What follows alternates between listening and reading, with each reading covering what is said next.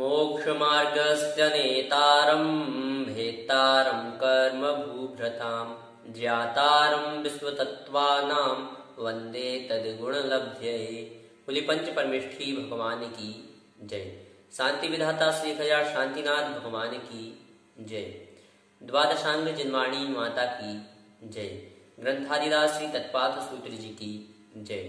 आचार्य श्री उमा स्वामी जी महाराज की जय। आचार्य श्री विद्यासागर जी महाराज की जय। परम पूज्य मुनिपुंग शेख सुधा सागर जी महाराज की जय। अड़ाई द्वीपस्थ समस्त महामंडलियों की जय। पूर्व कक्षा में हमने अहिंसाणु व्रत और सत्याणु व्रत इन दो व्रतों के अतिचारों के बारे में ज्ञान कर लिया था। पश्चात अचौर्याणु व्रत जो है उसके अतिचारों का कथन किया जा रहा है। सूत्र उच्चारित करें। स्तैन प्रयोग तदाहृतादान विरुद्ध राज्यातिक्रम हीनाधिक मानोन्मान प्रतिरूपक व्यवहारा। पदच्छेद देखें। स्तैन प्रयोग तदाहृतादान विरुद्ध राज्यातिक्रम हीन अधिक मानोन्मान प्रतिरूपक व्यवहारा। अर्थ देखें। स्तैन प्रयोग अर्थात स्तैन प्रयोग, तदाहृतादान अर्थात तदाहृतादान, विरुद्ध राज्यातिक्रम अर्थात विरुद्ध राज्यातिक्रम, हीनाधिक मानोन्मान अर्थात हीनाधिक मानोन्मान और प्रतिरूपक व्यवहारा अर्थात प्रतिरूपक व्यवहार। ये 5 अचौर्याणु व्रत के अतिचार हैं।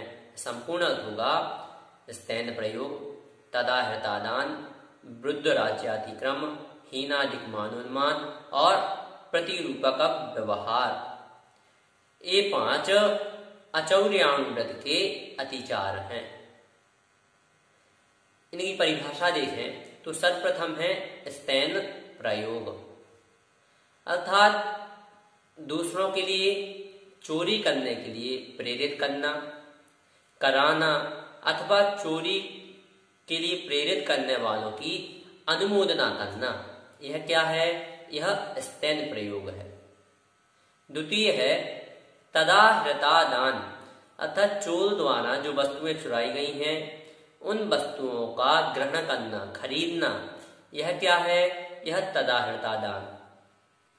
पश्चात विरुद्ध राज्यातिक्रम अर्थात जो राजाज्ञा है उसका उल्लंघन करना।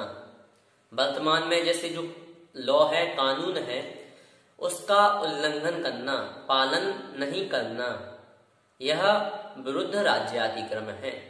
ट्रैफिक पर चालान है, हेलमेट ना पहनने पर चालान है, तो हम क्या करते हैं? बिना हेलमेट के जाते हैं और 100 रुपए रिश्वत देते हैं और छूटकर आ जाते हैं। तो यह भी विरुद्ध राज्यातिक्रम है। जो भी लॉ है, कानून है, उसके विरुद्ध चलना, राजाज्ञा का उल्लंघन करना, वह विरुद्ध राज्यातिक्रम कहलाता है। पश्चात हीनाधिक मानोन्मान अर्थात नाप तौल की वस्तुओं में मापक जो इकाइयां होती हैं उनमें घटबढ़ कर देना। कैसे? किसी से कोई सामान खरीदना है तो उसे बढ़ा देना, मापक वस्तु का मान बढ़ा देना, और जिसे किसी को बेचना है तो मापक वस्तु का मान घटा देना। यह क्या है? यह हीनाधिक मानोन्मान। अंतिम है प्रतिरूपक व्यवहार। इसकी परिभाषा होगी अधिक कीमत वाली वस्तु में कम कीमत वाली वस्तु को मिलाकर बेचना। जैसे घी में आलू वाली मिलाकर बेच देना, अथवा जो अन्य वस्तुएं हैं, गेहूं है और चावल आदि हैं, इनमें विभिन्न प्रकार से लकड़ी आदि अथवा अन्य वस्तुएं आदि मिलाकर बेचना। यह क्या है? यह प्रतिरूपक व्यवहार। इस प्रकार से अचौर्याणु व्रत के 5 अतिचारों का कथन हुआ। पश्चात ब्रह्मचर्याणु व्रत के 5 अतिचारों का कथन किया जा रहा है। सूत्र उच्चारित करें। पर विवाह करणे परिका परिग्रहीता परिग्रहीता गमनानंग क्रीड़ा काम तीव्रा विनिवेशा। पदच्छेद देखें। पर विवाह करण, इत्वरिका परिग्रहीता अपरिग्रहीता गमन अनंग क्रीड़ा काम तीव्र अभिनिवेशा। अर्थ होगा पर विवाहकरण अर्थात पर विवाहकरण, इत्वरिका परिग्रहीता गमन। यहाँ सबसे पहले परिग्रहीता और जो बाद में गमन है उस पद को यहाँ ग्रहण करेंगे। तो इस प्रकार से अर्थ होगा इत्वरिका परिग्रहीता गमन। द्वितीय बार हम लेंगे इत्वरिका अपरिग्रहीता गमन। इसका अर्थ होगा इत्वरिका अपरिग्रहीता गमन। पश्चात अनंग क्रीड़ा अर्थात अनंग क्रीड़ा और काम तीव्रा विनिवेशा अर्थात काम तीव्रा विनिवेश।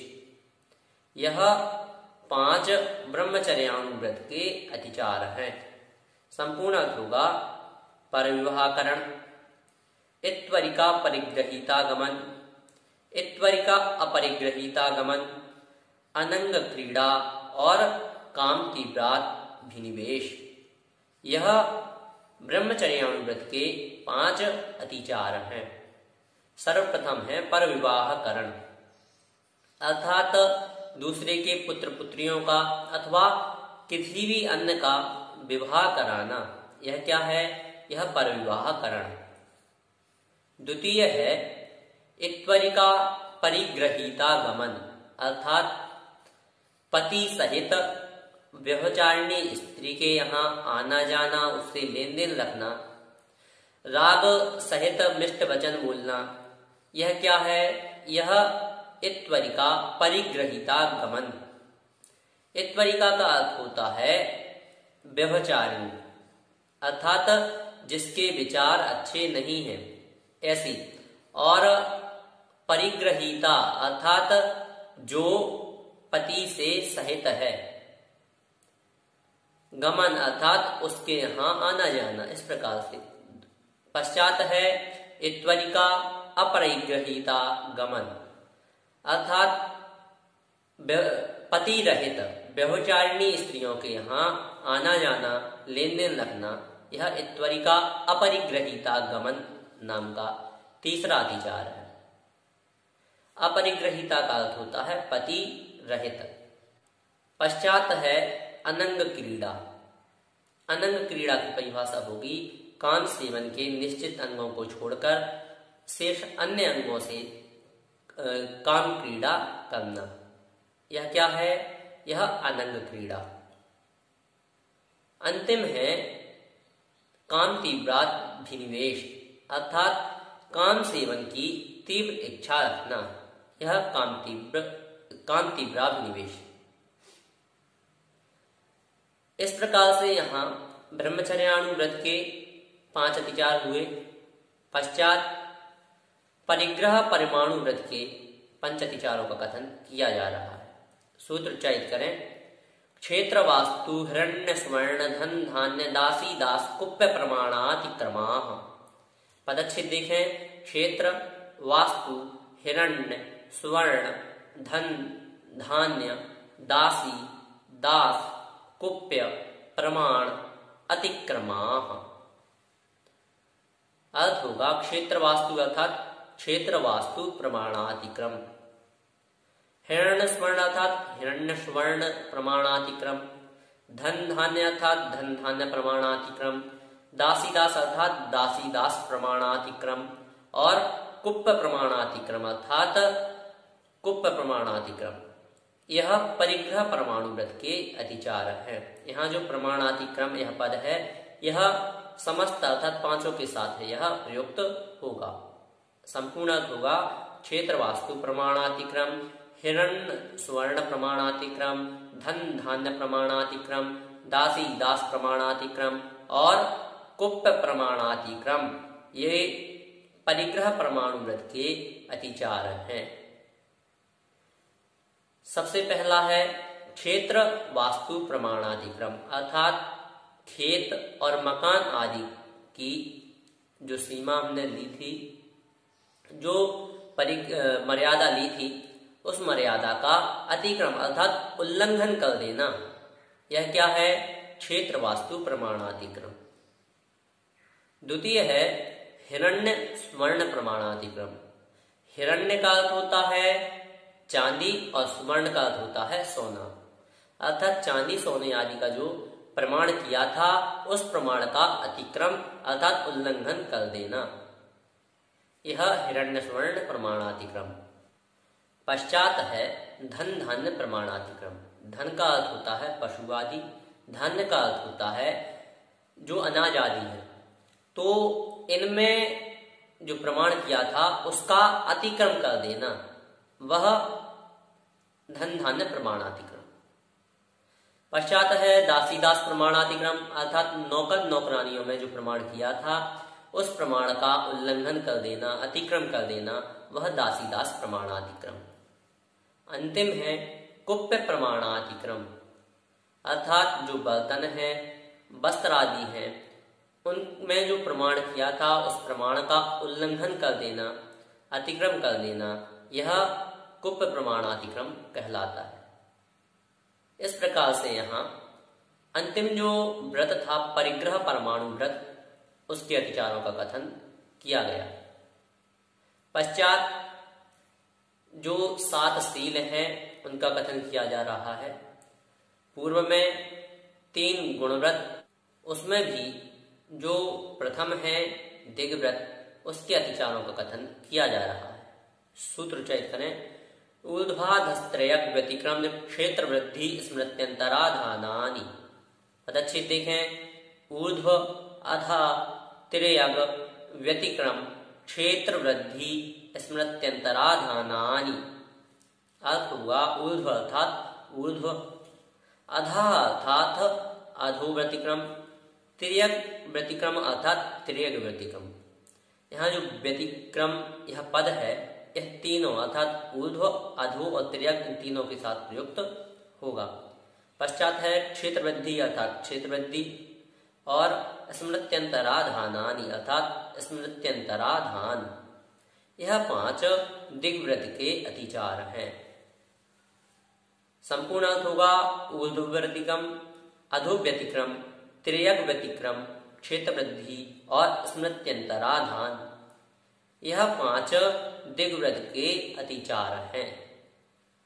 इनमें सबसे पहला है ऊर्ध्व व्यतिक्रम, अर्थात जो ऊंचाई की हमने मर्यादा ली थी उससे ऊंचे पर्वत आदि पर जाना, अर्थात उस मर्यादा का उल्लंघन कर देना, वह होगा ऊर्ध्व व्यतिक्रम।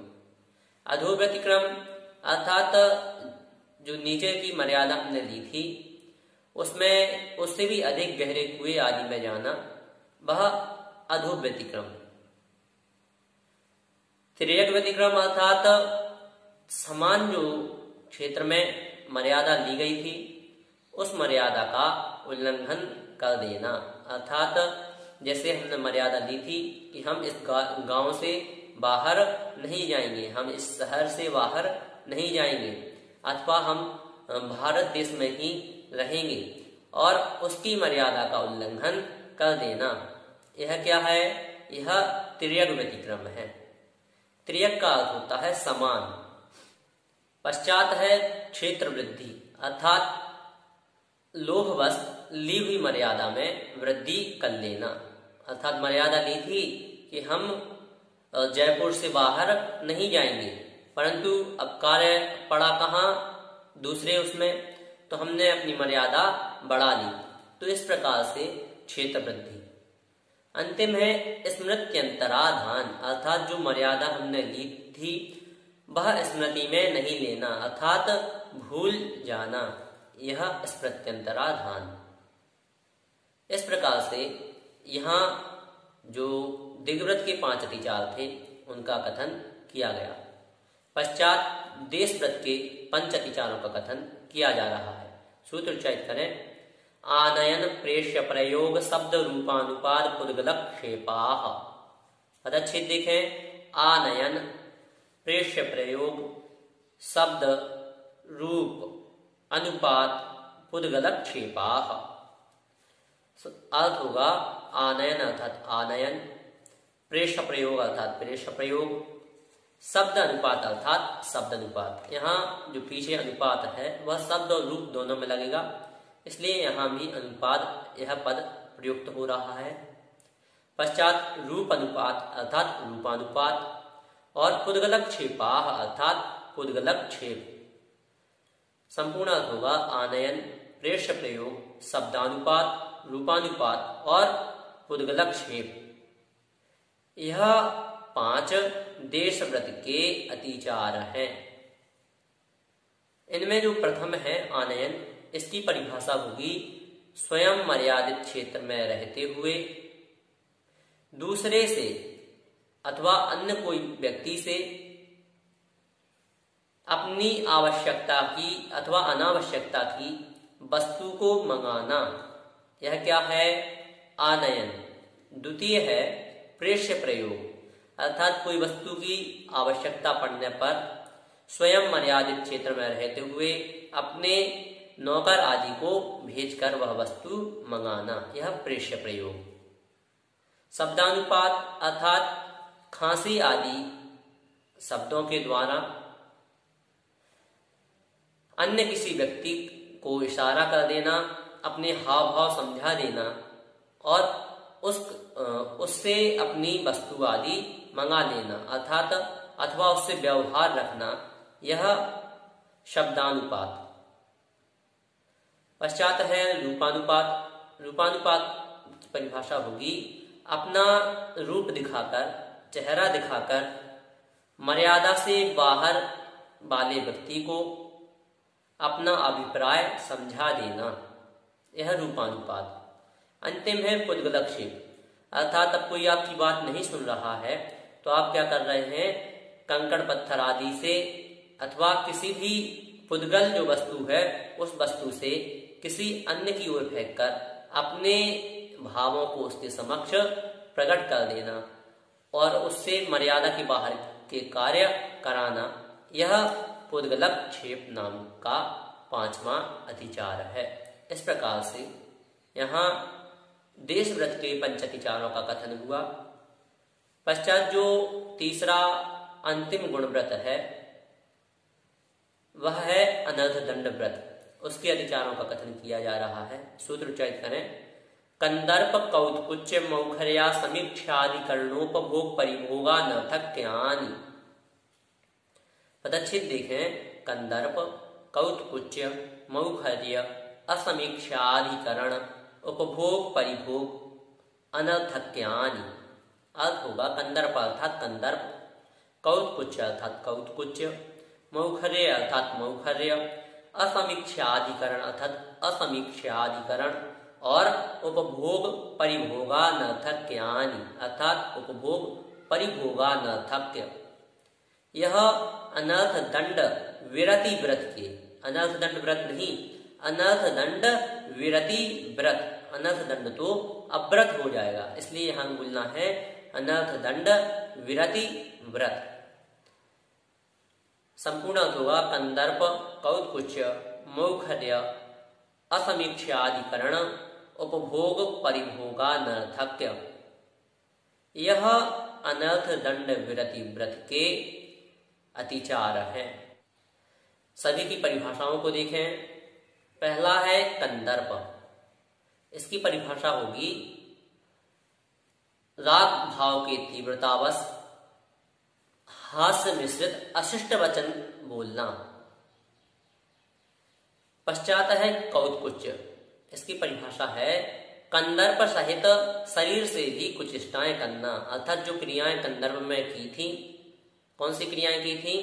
तो हास्य मिश्रित जो अशिष्ट वचन बोले थे उनसे सहित होकर शरीर से भी कुछ चेष्टा करने का प्रयत्न करना, यह कौत्कुच्च।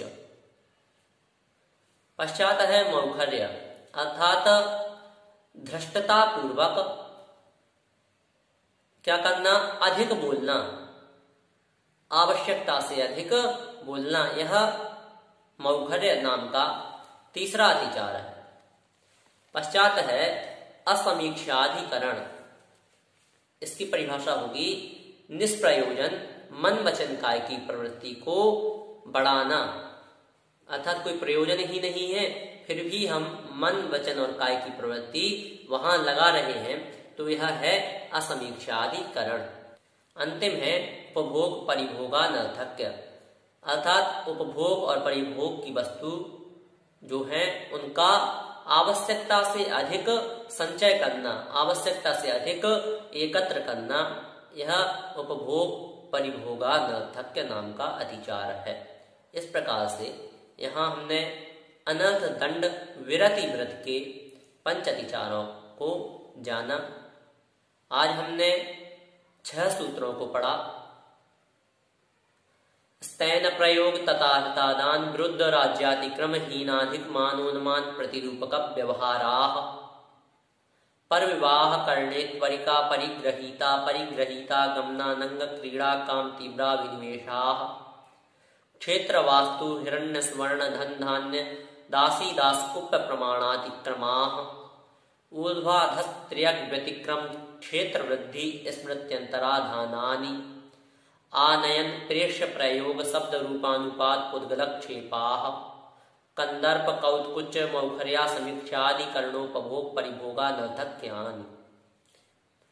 इस प्रकार इन 6 सूत्रों के माध्यम से आज हमने क्रमशः अचौर्याणुव्रत, ब्रह्मचर्याणुव्रत, परिग्रह परमाणुव्रत, पश्चात 3 गुण व्रत, दिग्व्रत, देशव्रत और अनर्थ दंड विरति व्रत के अतिचारों का ज्ञान किया। यदि इस संदर्भ में आपकी कोई जिज्ञासा है तो आप हमें अवश्य भेजें। आप हमें YouTube चैनल पर कमेंट के माध्यम से बता सकते हैं अथवा हमारे WhatsApp नंबर पर भी आप हमें अपनी जिज्ञासाएं भेज सकते हैं। जय जिनेन्द्र।